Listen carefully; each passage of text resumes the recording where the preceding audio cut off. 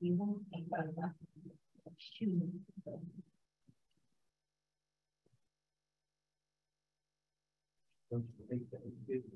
Right. So I guess around the 8:35, 8:41, or something like that. Say that again, Shannon. I did not for sure that's what was mine.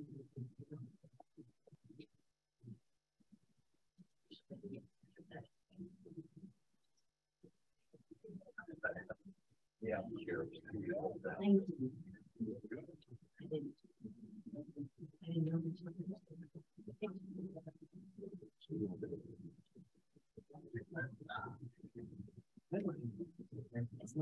Computer, you tell me, Stephen. Well, I didn't hear. I'm just going to get in a place I'm not supposed to.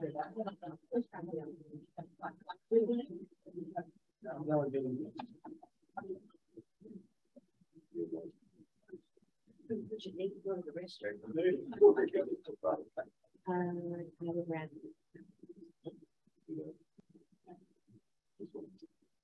That's the mushroom. Oh, okay, yeah.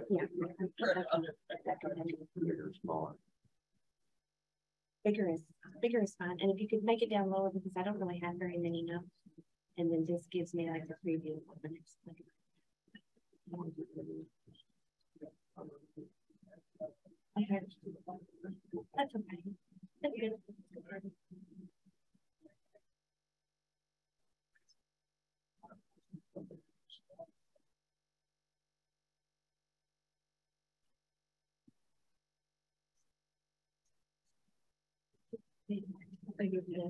The inspiration starts.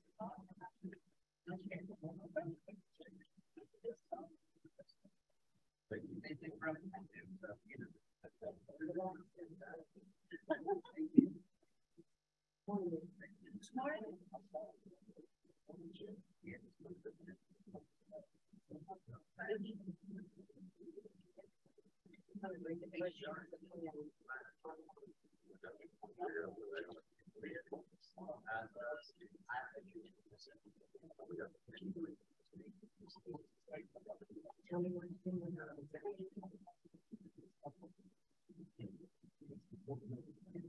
Gotta love that.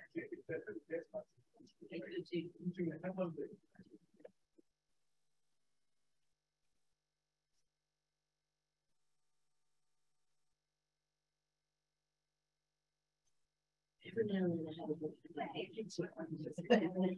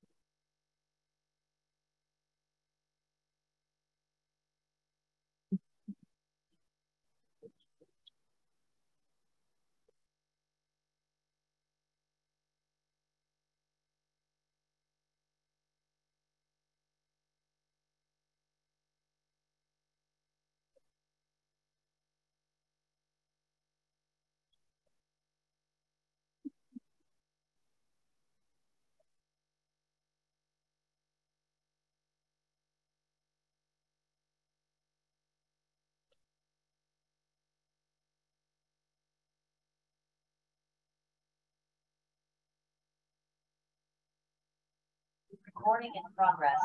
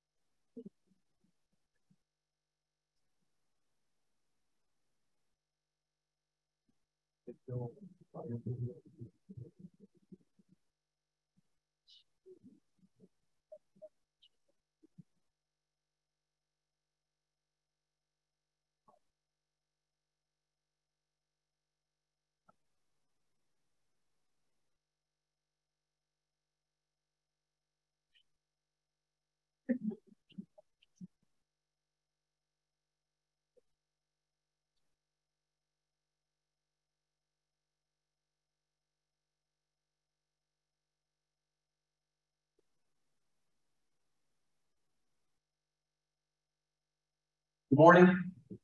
It's 8 o'clock. Go ahead and get started. I've been asked to make a few announcements before we begin our presentation. All conference attendees, please make sure you sign in at the registration desk so you will receive training credits.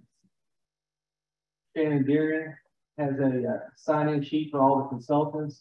Please make sure you sign up for your continuing education. It'll be just located up here at the front table. Please download the conference app from the App Store for a detailed agenda. Search for and download the Crowd Compass Events app. In the Crown Compass Events app, search for 2022 ACEC, KYFHWA, KYTC Partner Conference. For assistance with the conference app, please go to the conference registration desk. The preferred method of session evaluation is with the conference app. Your name will be downloaded from the app once for each evaluation you submit and placed in the collection for the drawings. You will be entered in Wednesday night's drawing once for each evaluation you fill out. Please fill out one evaluation per breakout session. Participants will be allowed to win only one raffle prize. If your name is called, you may claim the second prize, but you must retain the first prize. Your first prize will then be raffled again. Today's lunch will be from 11:30 until 1 in the Grand Ballroom A and B. Wednesday night reception will be from 4:45 until 7 p.m. in the Grand Ballroom A and B. The reception will include the vendor hall, prize raffle, snacks, and cash bar. The pink drink ticket located inside your bag will be honored at Wednesday night reception. All those that do not drink are encouraged to give me your drink ticket after each presentation.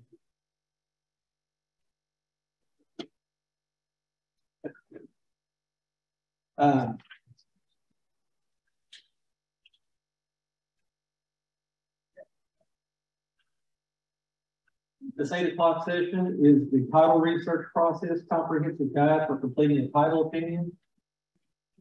We're honored to have Sarah Orange.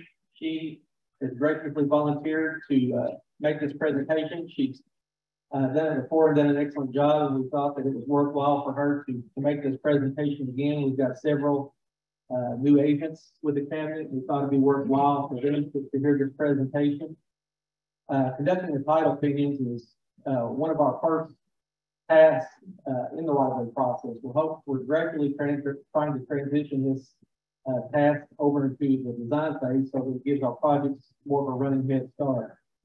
But it is the best practice for each district to try to have one or two agents that's knowledgeable, to know how to conduct title opinions, and it's better serves each district to have an agent do this on smaller to mid-sized projects, somewhere in the 10 to 20 parcel range. So with that being said, Sarah Orange, she is a unit leader for the District 2 office. She's been working in acquisition, relocation, and land research for the past 9 years. I will turn things over to Sarah. Thank you. Thank you. Good morning, everybody. I have for you a PowerPoint today about title research. Oh, okay. Thank you. So as we do title research, we're going to approach this process like a technician, because we are not a land surveyor, engineer, attorney, cartographer, or private investigator, but what we do is going to overlap with those functions. And we are trying to find out who would need to sign a deed to KYTC, or who would need to sign a release for that deed. And then those parties would be the same parties named in a condemnation action. The goal is to identify the ownership interests in the property that's needed for the project, because it must be bought from the parties that own it. But don't panic. This process can be broken down into steps. Step 1, identify your parcel. Step 2, trace the chain of ownership for 35 years, or as long as it takes to get to 100% ownership. And then identify areas or property rights that have been transferred to another party. Fetch this in. As we work through this process, we're going to have 3 areas of concern. The first is, who owns it now? Who all used to own it? And who might currently have a say about transfers from the property? Okay, for step 1, identify your parcel. There are several resources and project-wise for this. You can start with the summary sheet. That's going to give you the property owner's name, the size of the parcel, and a deed book and page number. Also in project-wise, thank you, there's the strip map. This is going to show the relative size and location of the parcel. Project-wise again is your source deed. It's going to have a lot of helpful cross-reference information. It will have your grantor, grantee, a property description of the subject area, and some chain of title information. Quick tip. It's a good idea to do a little plausibility check for your parcel. So you're going to want to look and see, is it shown as a fraction of an acre in the plan set, but the deed description says that it's 16 acres? Do you just have 3 calls in the property description and we've got some complex geometry going on the strip map? Or does it say it's located someplace else? Like beginning on the south bank of Drippy Creek in the right of way of a completely different highway. So here's an example of that. This is from the Spotsville Bridge project. We're looking at parcel 4, so we can see it there on the strip map. It's outlined in green, and we have the deed for that parcel here. We can see it says that it's on the north side of Highway 60. That checks out. That's what we're looking for. It's in Spotsville. And you can see a reference to prior conveyance to the Highway Commission and Bridge Survey Station. So that all indicates that this is the source information for what we're looking for. So here's a pretty complicated example. This is from a family farm in Henderson. There was 2 brothers, and they acquired this rather large area of property with several different source deeds over a long period of time. And then their children, successors, and interests divided this property back up along different property lines. So acquired by multiple sources, transferred along new division lines. This is a family farm, separate areas controlled by essentially the same parties as individuals and trusts. This is also a historic property.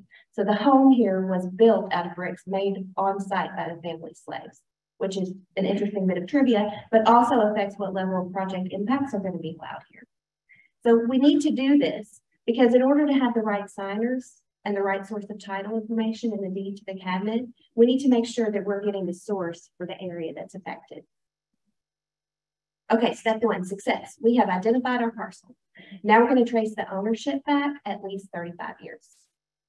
So as I do this, go from owner to owner, I'll take notes. I made myself a note sheet for that, and I'll fill in parts of it before I leave the office, but you don't have to do that. You can use notebook paper or whatever method works for you. And if I see a reference to another record that I need to follow up on, I'll note that here on that note sheet. Here's an example that I have used in the field. This one had traveling percentages of ownership, 30% of 20%. And then here's where I noted other stuff to follow up on. Optional but helpful, you might want to know the PVA map number. So the starting point in finding your 35 years of ownership is going to be your source deed. Here's an example. This is what you will use as a jumping off point in the indexes. It's like a scavenger hunt. You can see being a portion of this deep looking page number, each clue is going to lead to the next. You're going to follow that trail back in time until you have an owner's name and a date range of ownership for at least 35 years. And that needs to include at least one deed of conveyance. We're going to be looking for something like this. Say that our source is property purchased by Sarah and Jason Orange, who purchased it from Sue and Bob Smith, who purchased it from Joe and Louise Jones. We're just looking at the chain of title paragraph, and you can see it says above described property bought by this person from these people with a reference to a deed book and page number. And we're just going to link up that chain until we have at least 35 years. Then we will have a list of names and a range of dates to check in the indexes. So in this example, for Sarah and Jason Orange, we would put in the indexes from June 14th of 2017 to the present. Any records that would have our names on it from before that time wouldn't have to do with this subject property because it would have been before it was purchased. And then for the prior owner, same thing. This is the range of dates that they owned the property, and then the prior owner too. It's the same process, even in situations where it feels like it's getting really complicated. It's the same 3 steps. Identify your parcel, run the chain of title, and check the indexes for the years owned by each owner. Here's another example of a chain of title paragraph. And then whether there is one source document or 20, it's just the same process. We're going to follow up on these clues that are in this paragraph.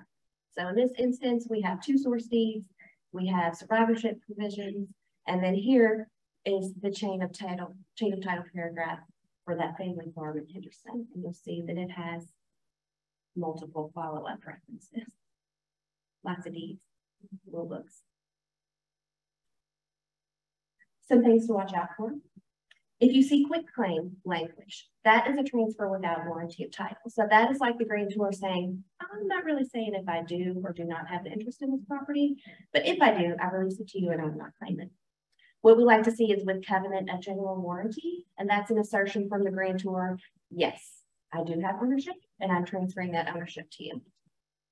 Another thing to watch for is fractional interest. You can see, I know it's kind of small on the screen. I have it highlighted that there's just a 1/3 interest that's being transferred by the deed of conveyance, and the cabinet wants the whole pie, not just a third of it.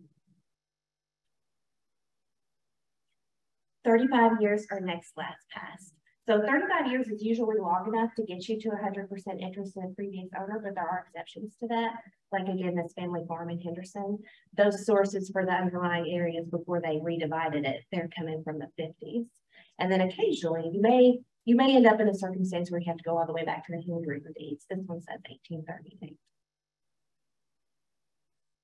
What happens if you have a property owner that's passed away since it was purchased? Well, the Kentucky Revised Statutes have descent and distribution rules. But one of the first things we're going to look for is there survivorship language in the deed? If there is, that will tell you where the interest in the property has gone. We would also want to look for a will, some terminology about that. If you see someone has passed away testate, that means that they have a will. Intestate means without a will. So in those cases, to enumerate who has an interest in property, a lot of times you'll have an affidavit of descent. And here is an example of that. You have the surviving spouse getting 1/2 interest in the property, and then the remaining heirs, the children that they share the other half.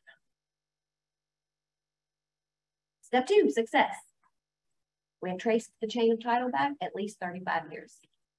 Now we're going to use the indexes to find anything that the owners conveyed from our subject property in the range of years that they owned. Most of the time, 35 years or more are going to be available online. So here's just a couple of sample screens from our search engines that we use. We have a couple of counties on eClicks. There's Henderson and Hopkins is on Title Searcher. Christian County has a separate website. And here's going to be a sample search screen. This one's from Hopkins County. We're going to put the last name and first name of our property owner that we're looking for here. Spellings will vary at times, and it might help you to only use the first couple of letters of the name. You'll get more results that way. And then here's where you restrict the range of dates of records that are going to come up from this search. You may need to use the old indexes if you need records of a certain age. So the grantor indexes are the sellers, grantee is buyer. Each book is going to have an alphabetical and a date range of the transfers that are indexed inside. Here's a sample page from there. They're indexed alphabetically. And then when you have large numbers of transfers under a certain last name, they may be broken out. Like here you can see Childers is broken out, and that listing begins on page 161 in this index. And then after the general index by name, you'll have firms and corporations, which would include the transportation cabinet. So highway deeds may have, they may be listed in different ways at different times. I've seen State Highway Commission, Highway Department, or what we use now, which is Commonwealth of Kentucky, where they use the benefit of the transportation cabinet. And check in your county, there may be an index specifically for right-of-way deed. Here's a sample page out of an index.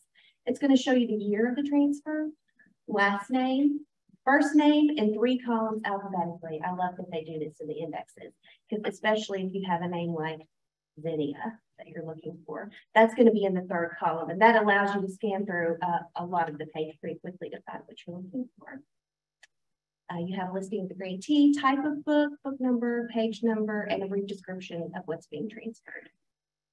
A lot of times you'll find highlights and clusters. If you do not have an online account for record viewing, or if you just need to view the more recent records while you're there to see the old stuff, the clerk's office will have a workstation that you can use.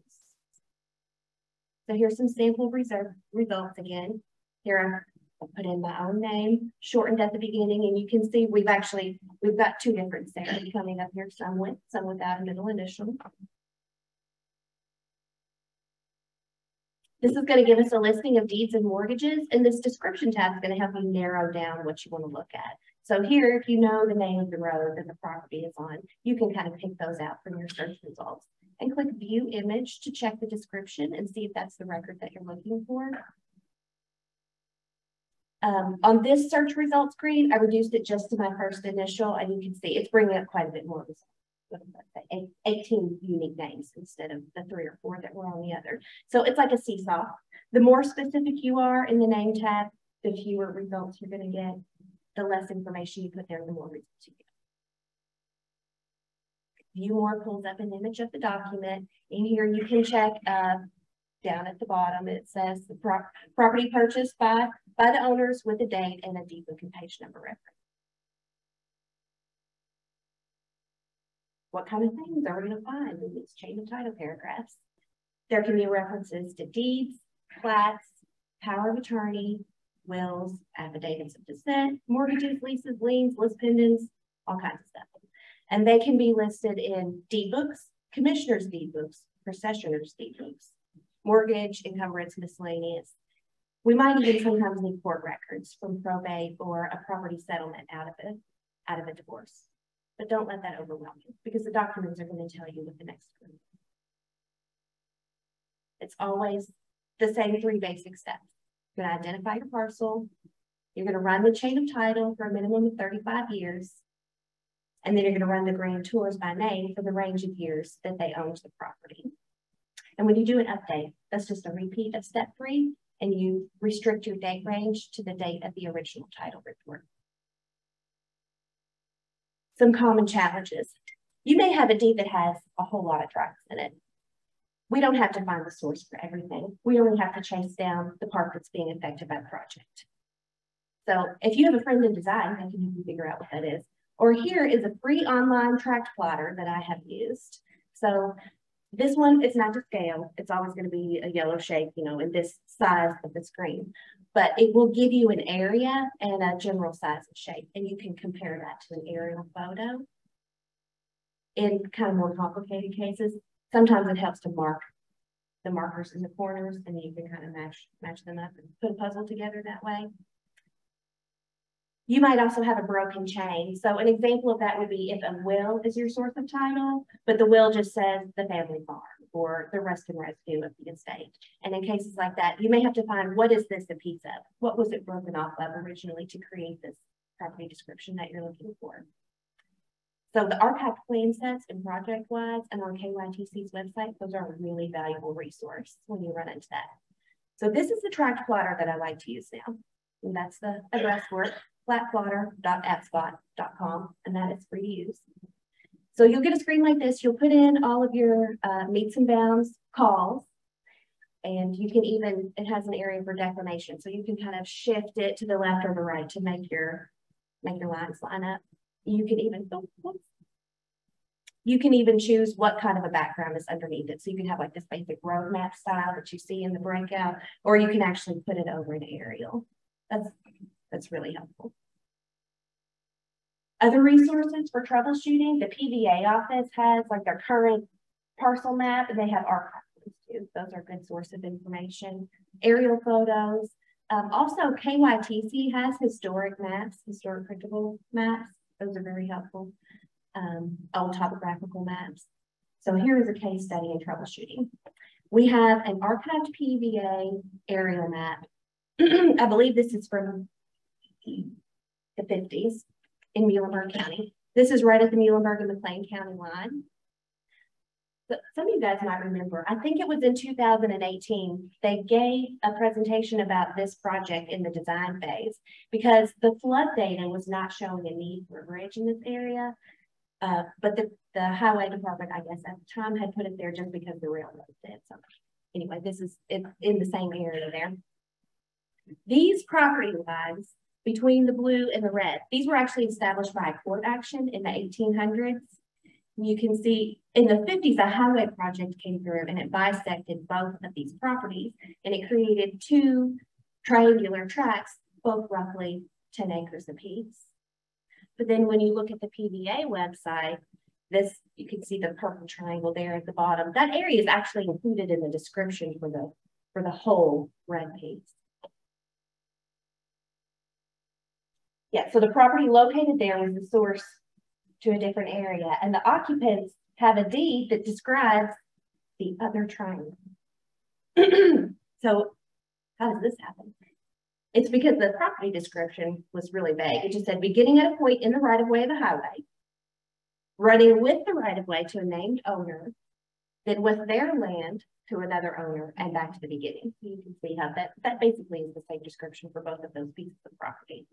This one, we had to go all the way back to the land grants to figure it out. And the way it was resolved was that both of the owners agreed to quit claim swap the triangles to reflect their intent and the occupancy of the property.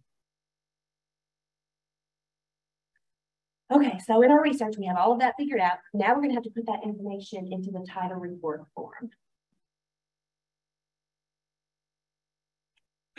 You'll notice that this is not a TC62 form. It's not a right-of-way form. It's a form from Legal Services. So that's why it has the 11-18. And can anybody name something wrong with this form? It does not have the right styling up in the corner. So yes, that's right. Thank you. I appreciate the audience participation. You can find all of this information that you need in the project manager's toolbox. If, like Kelly said, you're starting in the design phase and we don't have a notice to proceed memo for the right-of-way phase yet. We're going to go, you can see here it says 35 years. As of now, that would be 1987 or earlier. And then just where the owner is listed as a courtesy, I would try to locate contact information if I can find it for the property owner. So paragraph 1. This is where the chain of title paragraph to the deed to the cabinet comes from. And it is going to tell the story of how the owners acquired a 100% interest in the property. If you're not sure if something needs to be there or not, you can always check with your attorney. It might be helpful to add Secretary of State returns if the owner's business too.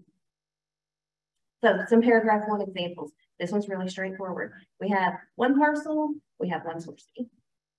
And here is back to the Spotsville Bridge area. We have one owner and we have one parcel, but we have two separate source fees. Okay, so paragraph 2, that's who was it purchased from? And where did those people get it? Paragraph 3, it took me a while to figure out how to use this. So what would be an example of when you need this? Pretend I wanted to build a new house on 5 acres. And then a couple of years later, I'm like, whoa, 5 acres, that is a lot of mowing. So I decided to sell 3 acres to my neighbor. And then now my source deed says that I have 5 acres, but I actually only have 2. paragraph 4, the dreaded paragraph 4. That's for instruments that are currently in effect for the subject property, things that would need to be released in order for them to be transferred to the cabinet. If you find mortgages that have been released, it's good to note those in the attachments, but you don't have to put them in paragraph 4. That's my only example. So liens, encumbrances, objections, oh my. I'm not an attorney and I'm not qualified to give legal advice, but here are just some paraphrased layperson definitions and quick overview of what's in paragraph 4. First is mortgages. We're all pretty familiar with that. Most of the time when people are going to buy a real property, they don't have the cash on hand for that, so they have to get a mortgage from the bank. But in the fine print of that mortgage, there will be provisions to default the loan under certain circumstances. So here's an example from one of my own prior mortgages with US Bank. It says that the entire balance of the loan becomes due and payable upon the transfer or sale of all or any part of the property. And then it also has a clause as to what would happen with condemnation. Now here's another one that I have, another of my own mortgages. This is from Independence Bank, and they are very specific. They are highly detailed. And as Dean would say, this paragraph would drag you deep, deep into the weeds. Paragraph 4 also has an area to note vendor liens. That's something that you'll see when the seller finances the purchase of the property. There's going to be language in the deed that gives them the right to repossess if the terms are not met. So usually that's make your payments on time, but it can include other things like carrying insurance on the property. So here's an example of a deed that has a vendor's lien. You can see it notes that there are notes bearing interest, and it says that there is a lien retained. There's both a partial and then later a full release of this lien in the margins. Here you can see paid in full release. You may also find the mechanics lien. That is going to be recorded by somebody who's done work on property. That can be big stuff like demolishing a house, or it can be a minor remodel. But this is going to allow that person the ability to force a sale of the property to obtain payment for their work. But it's not just a document, it's a process that's governed by the statutes, and it has time limitations. So you can see it's highlighted at the top that they expire at 12 months. But if you find one, it may be expired, just like milk, it's still in the fridge. Here's an example of that. This is, again, from the Spotsville Bridge project. This is a mechanic lien from the county for their costs to demolish a house. So if you find a lien in the indexes and you can't locate a release, it needs to go in paragraph 4. And the KRSs are going to dictate what's enforceable or collectible. But if you find it, just go ahead and list it in the report. And then legal is going to be able to advise whether any items in that paragraph are going to prevent us from having the acquisition or needing a release. Paragraph 4 also has a spot for lis pendens. That is a Latin term. The purpose of that is to put the public at large at notice that there's something going on that can affect whether or not people can transfer from the property. So here's an example of one that would be filed by the cabinet. It's a lis pendens notice. You can see this is part of the process of condemnation action. We're also going to note leases in paragraph 4. That's a kind of contract, and it's going to have terms and conditions, and it grants another party the right to use and possess subject property in exchange for some kind of consideration. Usually that's money.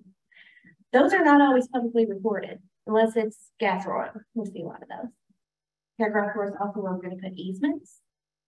An easement is a right to use or to restrict the use of somebody else's real estate. And that can be for drainage, utility placement, all kinds of different purposes. Those may or may not have a meets and bounds description, but they should be for a defined purpose, and those generally are publicly recorded. Mineral rights, there's also a spot to note that in paragraph 4, and that's about who gets paid for extracting resources. So when you buy real property, you've probably heard it referred to as a bundle of sticks, and you have all of the sticks except taxation, police power, and eminent domain. Those are all the same. But other than that, you have every right to use, occupy, and enjoy the property within the boundaries from the core of the earth to the periphery of the sky, unless a current or previous owner has conveyed those rights to somebody else, like rights to extract resources.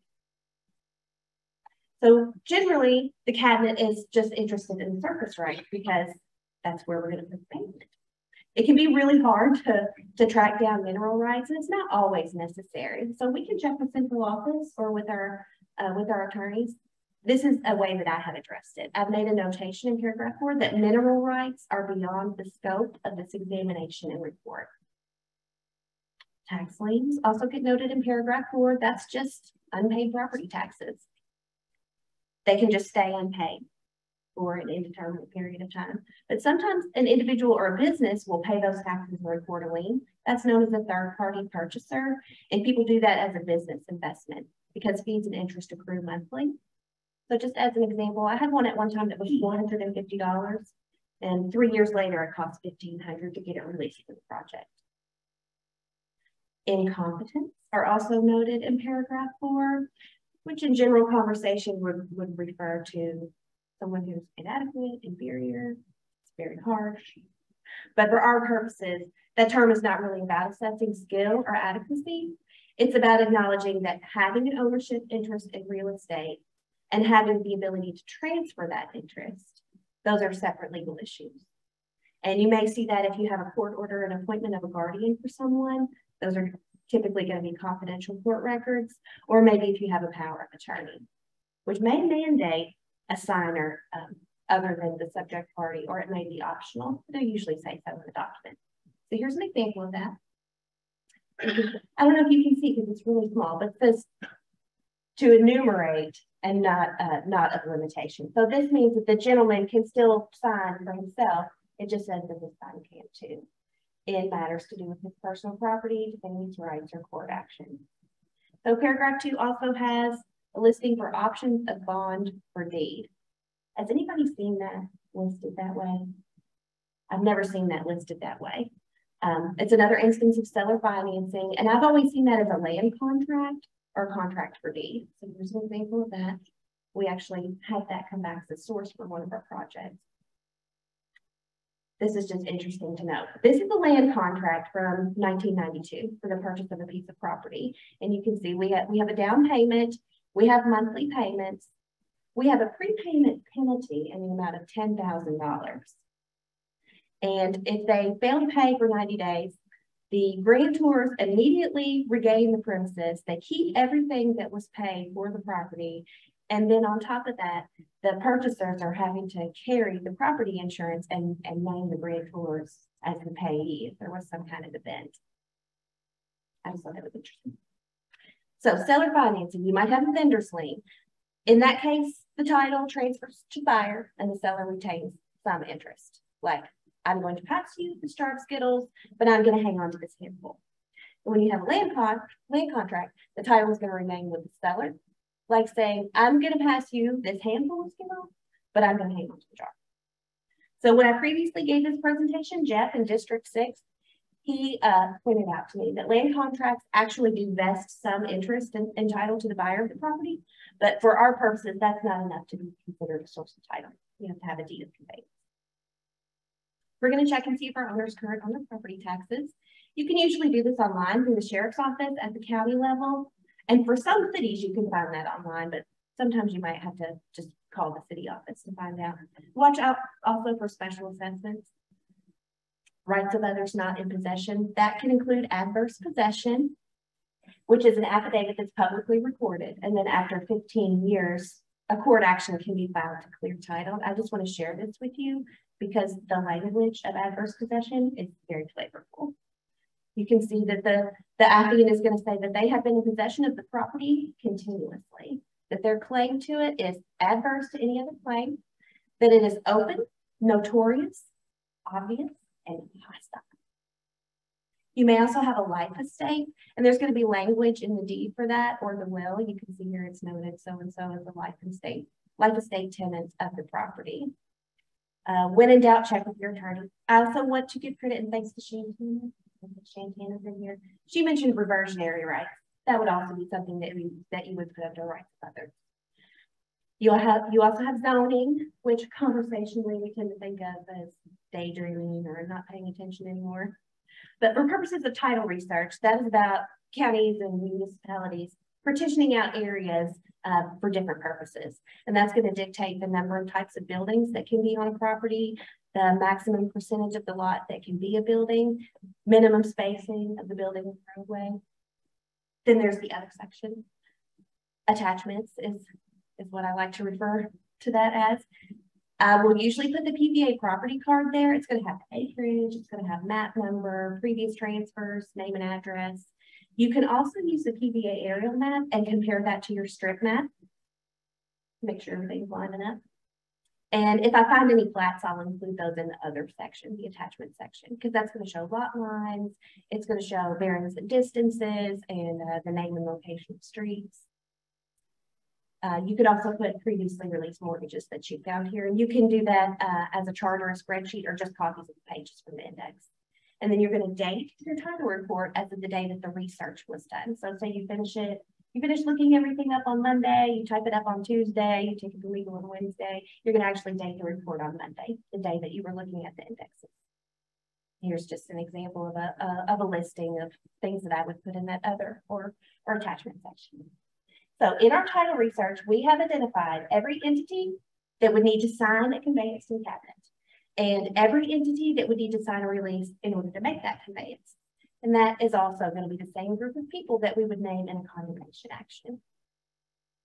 So to do an update, we're going to put the current owner's name and we're going to restrict the date range to the date of the original title report. I have a much shorter process than doing forward. This would be what we would hope to find when we do that. We put in the property owner's name and we have zero records that match that person's name since the original title report was done. And this is what it's going to look like on the form. No change, and then you'll sign a date. So this is something that you would do the morning of a scheduled signing appointment or of a check delivery.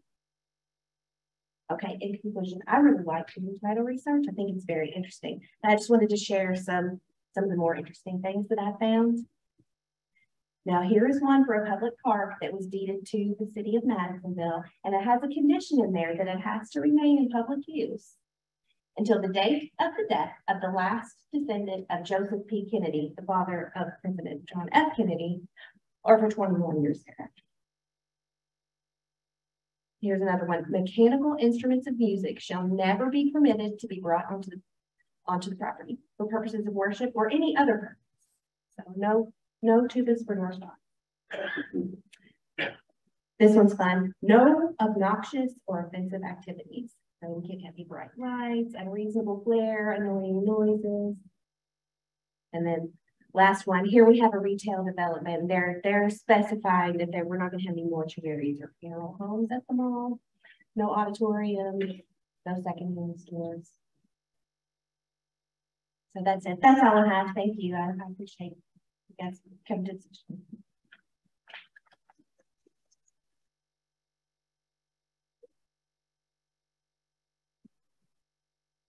Thank you, Sarah. I appreciate it. Just by a show of hands, I'm curious, who's done a title before the title deed? Thank you. As I was saying, we'd like for this function to be conducted by the districts, especially on the smaller to medium-sized project. It just makes more economic sense for them to be handled that way. And like I said, we want them to be done earlier, in the process, so that when we finally get an appraiser on board, we have the title completed, we can hand that over to them, which gives you a great jump start to your project.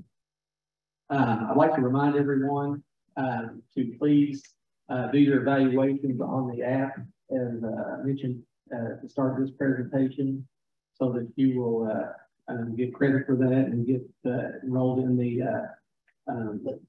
drawings at the end of the evening. Do we have any questions or anything?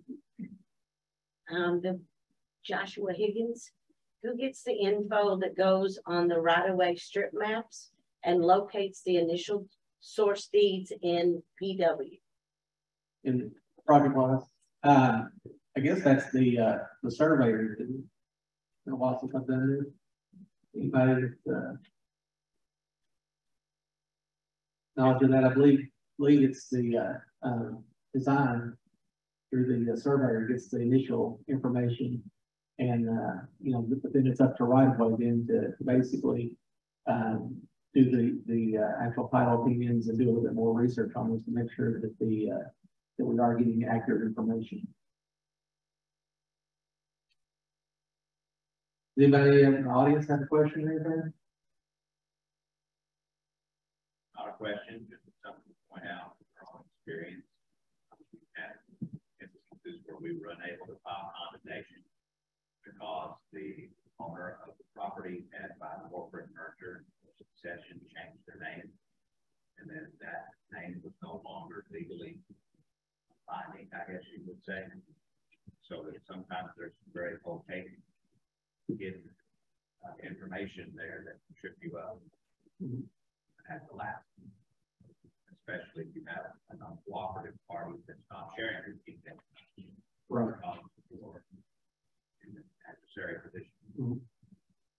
Yeah, we're gonna later today. We're gonna have a presentation on the condemnation. I'm hopeful that John Johnson and Kyle Ray will touch upon that a little bit. You know, ownership issues and things of that nature, and important to making sure that you know, all our documents match, and that you know, that we are getting fair title to the property. So good stuff. We have another question. Several websites were shown in the presentation for title research. Are these sites free or do they require a paid subscription? Those are both free. And I found them on Google. I just Googled free online tract plotter. And that's how I found the one that you may remember had the gray background and it made the yellow shade. So that one's free. I just found that through Google. And then my mom actually used to do the title research for her job. And she told me about that flat plotter AppSpot website. That is awesome to you. We do some of them you do have to pay for, and that's something that has to be worked out. You know, with the district offices, we do, especially if we have an active project in that county and we have to pay for it. I mean, it's something that we can justify and pay for, so that it makes your all's job a little bit easier. I was just curious too, are we going to, for those that are just getting started doing title, are we going to possibly have this presentation for people to reference? Not this exact presentation, but before I updated it to include like the current partnering conference logo, that is up on Project Wise. Okay. Very good. Mary Beth? Make sure you check the mortgage releases. The number that have numbers transposed when they're releasing the existing mortgage. I can't believe how people don't realize that their mortgage is not actually released. Yeah. I mean, I'll be the first to admit it's been 20 years since I did my last opinion, but I know, and I've heard that, you know, banks, other lending institutions are really lax in going to actually release those liens. And so it's incumbent upon whoever doing this to do a little bit of legwork to find out if these have actually been released. So, anyway, it's one of those things that's just part of it, unfortunately. One more question. If the owner information is different than the plans, is there a specific time when the plans must be updated to reflect this update? Or can the plan revision wait till the end of the project? And then added to that is, should pre-existing owner easements be drafted on the highway plans at some point?